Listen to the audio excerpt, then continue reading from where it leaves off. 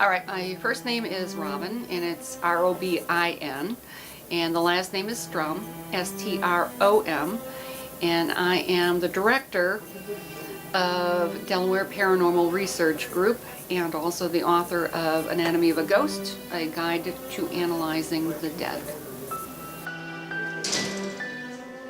So when we do an investigation, I'll just tell you a little bit about how we run an investigation, and it'll probably answer itself. But we go into an investigation and we try to take a scientific methodology. So we run a lot of audio equipment, we run a lot of video equipment so that we can record anything that happens throughout the night. Probably the craziest experience we ever had was at Fort Delaware. We were in the kitchen doing an EVP session, and we were asking questions.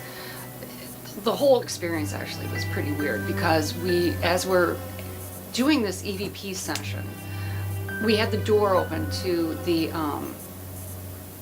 courtyard, and we kept hearing voices, and we'd go out, and it was always, just below the surface of, did we hear that or didn't we, So Tammy would say, I think I heard someone say hello, and so we'd go out to the courtyard, which is pitch black, of course, and peer around, and we wouldn't see anyone, and we'd come back in, and we'd start doing the EVP session again, and then someone would say, you know what, I saw someone walking out there.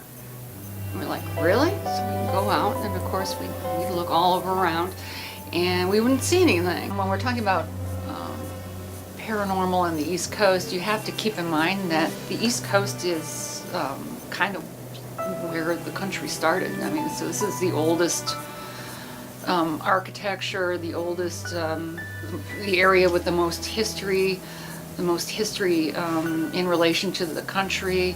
I mean, most of the Civil War was fought in and around the East Coast.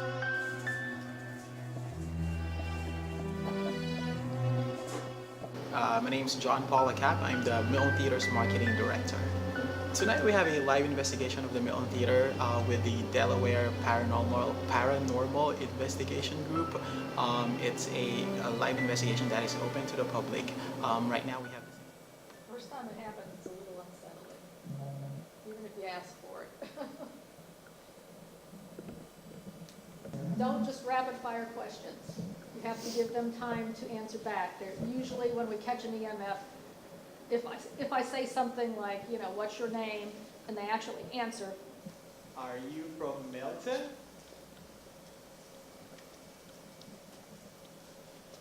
How long have you been here?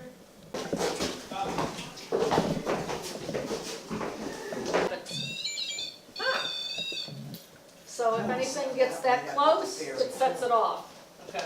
So I was thinking maybe someone was in the building, but it was getting to be in the middle of the night it was happening, and it would sound like someone walking right up to the door.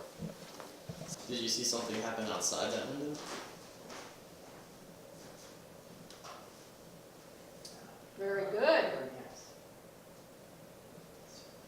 We had a live public ghost hunt tonight. This is the first time we've done one. And it was very interesting. We got some spikes on the EMF meters. We got a lot of dowsing rod activity. Got some chills and thrills. And through the dowsing rods found out that the entity upstairs is named Hank, and that he left his family somewhere to come and live here. We don't always get stuff like that. Sometimes we get absolutely nothing while we're investigating, and the good stuff comes with the EVPs that are on the recorders and sometimes on the videos.